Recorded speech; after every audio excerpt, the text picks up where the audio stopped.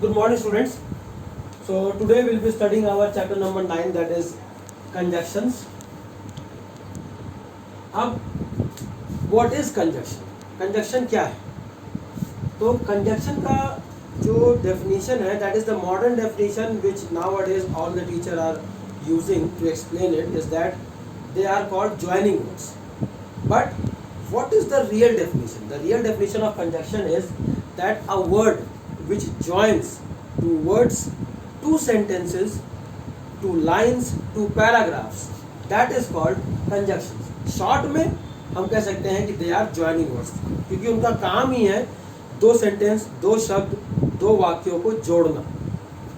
That is why conjunction has been divided into two parts. फिर conjunctions को जो है हमने दो पार्ट में डिवाइड किया है. एक है कोऑर्डिनेटिंग कंजंक्शन, दूसरा है तुम्हारा subordinating conjunction. Now we will study the first part, that is coordinating conjunction. Coordinating conjunction जो है वो 7 होते हैं, जिसको हमने कोड में लिखा है. You all know it is called FANBOYS. Previous year in class 7th I have taught you about conjunctions and about coordinating and subordinating also. तो जिन्होंने मेरे साथ क्लास की है उनके लिए तो ये आसान है, but those who have not studied with me they focus here, वो इसको जो है फोकस करें इस पर. अब फैनबॉयज, एफ का मतलब होता है फॉर. यहाँ पर फॉर का इस्तेमाल रीजन के लिए होता है. ए का इस्तेमाल होता है एंड, कभी कभी हम एज भी ले लेते हैं, एंड और as. N means nor. B का मतलब बट. ओ का मतलब और. वाई का मतलब येट. एस का मतलब सो. मैं लिख दे रहा हूं, आप देख लीजिए. फॉर एंड नॉर बट और येट सो. और हम एंड की जगह पर एक और इस्तेमाल कर लेते हैं एज, कभी कभी. तो ये थे हमारे 7 कंजंक्शन. 8वां कोई कंजंक्शन नहीं होता है कोऑर्डिनेटिंग कंजंक्शन में. हाँ, किसी के सहारे आ जाए, जैसे नॉर आया है तो नाइदर आएगा, और आया है तो आइदर आएगा. दैट डजंट मीन्स कि सारा वो 7वां या 8वां हो गया. No, that is coming with them. Okay, तो ये था कोऑर्डिनेटिंग कंजंक्शन का डेफिनेशन. अब कोऑर्डिनेटिंग कंजंक्शन का डेफिनेशन क्या है? Coordinating conjunction means when two independent sentences are joined. जब दो इंडिपेंडेंट सेंटेंस आपस में जुड़ते हैं इन 7 कंजंक्शन की मदद से. The help of these 7 conjunctions, when two independent sentences are joined, that is called coordinating conjunction. जिसकी मदद से दो इंडिपेंडेंट सेंटेंस जोड़े जाते हैं, ऐसे कंजंक्शंस को हम कोऑर्डिनेटिंग कंजंक्शन कहते हैं. Now the function of coordinating, there are 4 functions. पहला है क्यूमुलेटिव. क्यूमुलेटिव का मतलब होता है वही जो डेफिनेशन मैंने अभी आपको बताया कोऑर्डिनेटिंग का, वही डेफिनेशन क्यूमुलेटिव में भी होता है. जब दो इंडिपेंडेंट सेंटेंस नॉर्मल वे में जोड़ा जाए, जिसका मतलब कोई रीजन ना हो, तो उसको हम कहते हैं क्यूमुलेटिव. इसको पहचानने का तरीका है, आप लगा सकते हो एज, सो, इन सब का इस्तेमाल होता है. और ये भी याद रखना कि जैसे मैं कहूं he cooks food,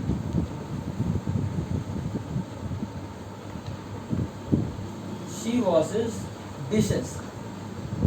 अब देखिए दोनों सेंटेंस अपने आप में पूरा मतलब दे रहे हैं. he cooks food, she washes dishes. अब हमें इनको जोड़ना है. हम चाहते हैं कि हम इसको इसी तरीके से जोड़ दें, तो हम ये क्या लगा देंगे, he cooks food. तो what we will add here, so she washes dishes. वो खाना बनाता है इसलिए वो बर्तन धुलती है. और अगर हम इस चीज को हटा दें, अगर हम so हटा दे रहे हैं, तो हम देखते हैं कि he cooks food का भी पूरा मतलब आ रहा है और she washes dishes इसका भी पूरा मतलब आ रहा है. तो ऐसे सेंटेंस जब आपस में ज्वाइन होते हैं जिस कंजंक्शन की वजह से, वो इस फंक्शन में चला जाता है. वो कहलाता तो कोऑर्डिनेटिंग ही है, लेकिन कोऑर्डिनेटिंग में कौन सा फंक्शन हो जाता है? वो cumulative. Next one is your adversative. Adversative का मतलब होता है कॉन्ट्रास्ट कराना, तुलना कराना. वो मदद होता है किससे? बट और येट. अगर बट और येट लगा है तो वो एडवर्सेटिव हो जाएगा. ऑल्टरनेटिव ऑप्शन जहां आपको मिले, जैसे मैंने कहा और नॉर, तो आइदर और, नाइदर, नॉर अगर लगा है तो समझ जाओ कि वो ऑल्टरनेटिव कोऑर्डिनेटिंग कंजंक्शन है. इलेटिव का मतलब होता है रीजन. यहाँ पर एक सेंटेंस आए तो अगर उसमें आपको लगता है कि yes a question is asked and we need to provide the reason, तो रीजन प्रोवाइड करने के लिए हमें दो कंजंक्शन का इस्तेमाल करना पड़ता है, फॉर और सो। तो हम जो है अगर ये दोनों लगा है, जो दूसरा सेंटेंस फॉर और सो की मदद से ऐड हो रहा है तो वो कहलाएगा illative coordinating conjunction. Okay, so this was about coordinating conjunction. Now will be studying about subordinating conjunction. Now अब विल स्टडी अबाउट सबऑर्डिनेटिंग। अब सबऑर्डिनेटिंग कंजंक्शन क्या है? सबऑर्डिनेटिंग कंजंक्शन का मतलब होता है कि जब एक सेंटेंस इंडिपेंडेंट हो, दूसरा सेंटेंस उसी पे डिपेंडेंट हो। जैसे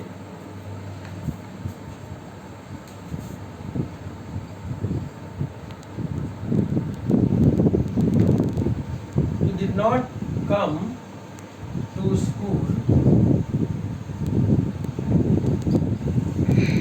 because of his illness। वह स्कूल नहीं आया अपने तबीयत खराब होने के कारण। क्योंकि अब यहाँ पर ये वर्ड देखो, because.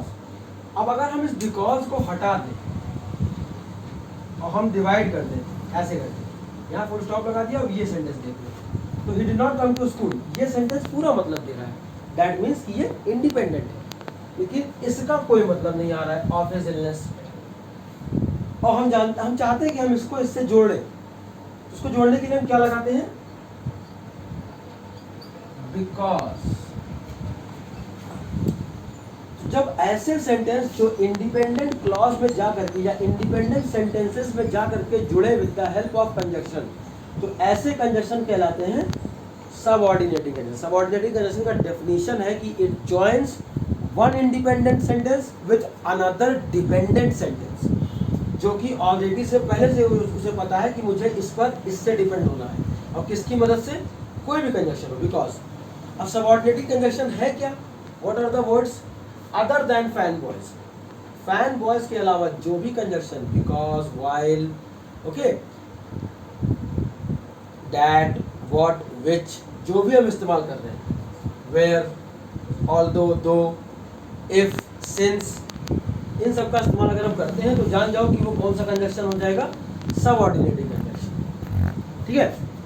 Other than fan boys, fan boys के अलावा जो भी कंजंक्शन का इस्तेमाल हो रहा है, या इसके अलावा जिस भी कंजंक्शन से दो सेंटेंस आपस में जुड़ रहे हैं, वो जान जाओ किसकी मदद से जुड़ रहे हैं? Subordinating. Clear? So this was the video of conjunctions. Go through it, after that study with the book also. ये एक्सप्लेनेशन अगर आप अच्छे से समझ लोगे तो आपको एक्सरसाइज सॉल्व करने में दिक्कत नहीं होगी। तो आप एक्सरसाइज इसको देखने के बाद सॉल्व करेंगे। Thank you class.